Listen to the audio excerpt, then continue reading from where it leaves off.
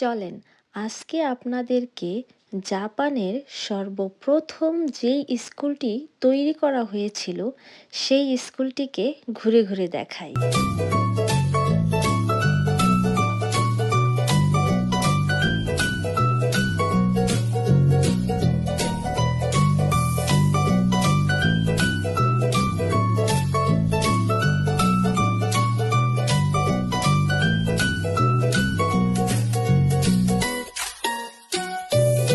এটা হচ্ছে স্কুলের বাহিরের একটা চিত্র।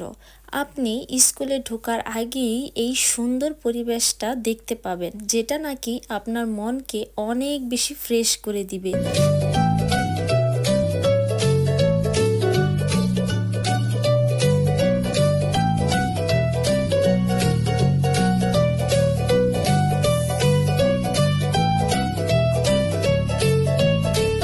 জানা যায় যে 1873 সালে জাপানের আশিকাগা প্রিফেকচারে এই স্কুলটি সর্বপ্রথম তৈরি করা হয়।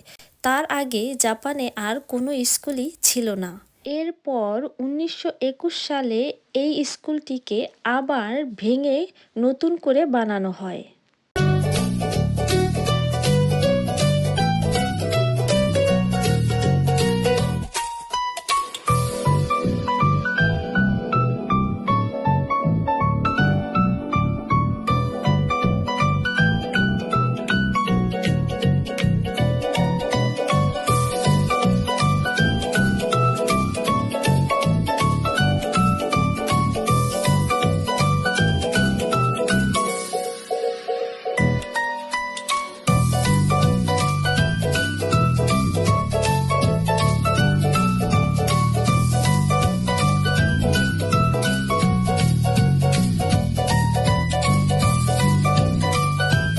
তবে এই স্কুলে কিন্তু এখন আর কোনো পড়াশোনা করানো হয় না।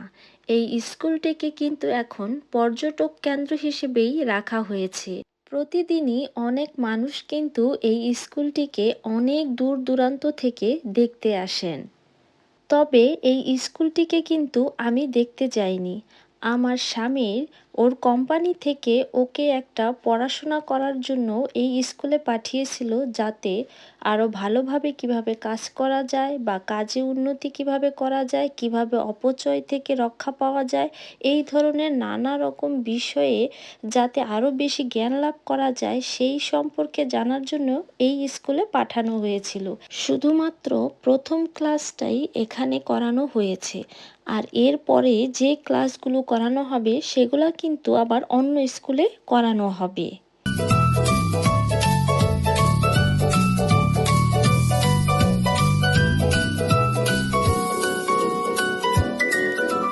আর এই যে যেই সিটগুলা দেখতে পাচ্ছেন এগুলা হচ্ছে ওদের বসার ব্যবস্থা করেছে। আর সবার হচ্ছে একটা করে কাগজে নাম লেখা আছে যে কে কোনটাতে বসবে। আর এইখানে যেই ব্যানারটা দেখতে পাচ্ছেন গো এস ইনস্ট্রাক্টর লেখা, এইটার উপরেই একটা কোর্স আর কি করতে গেছে। এইটারই একটা সার্টিফিকেট যাতে ওরা ভবিষ্যতে পায়, সেই জন্যই এই কোর্সটা করতে গেছে। আর এটা হচ্ছে ওর সিট, নামটা তো দেখতেই পাচ্ছেন। তো ক্লাস শেষে সব গুছগাছ করা হচ্ছে। দেখেন জাপানিজরা কতটা মানে এগিয়ে আছে, যে সবাই কিন্তু কোটটাই পরা, অথচ যার যার চেয়ার যার যার সব কিছু কিন্তু নিজেরটা নিজেই গুছিয়ে রেখেছে।